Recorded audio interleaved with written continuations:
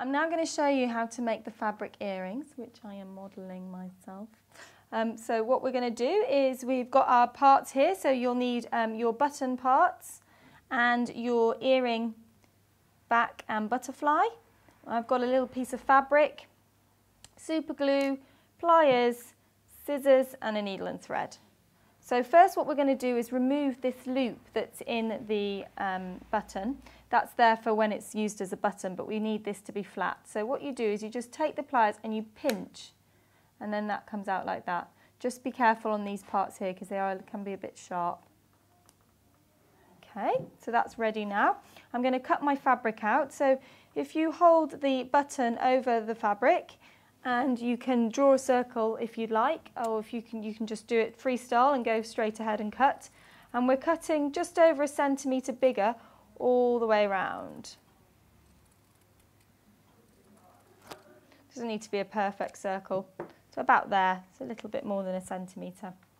Now I'm going to do a little running stitch all the way around the edge, and we don't need to tie a knot in the thread because we can just leave a tail. So I feed a few stitches on at a time when I do this. Try and keep your stitches nice and small. And there's my dangly thread that I'm leaving. Again, it's important that the fabric's not too small as well, because if it's too small then it won't be enough to go around the button. So there we have it. I've gone all the way around and I've got a dangly bit there, so I'm just going to cut that bit off. So I've got 2 threads.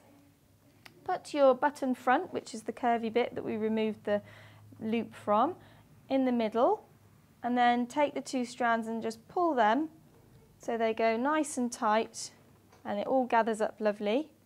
I'm going to hold on to them really tight, I'm not letting go, and just pushing that fabric into the base of the button like that.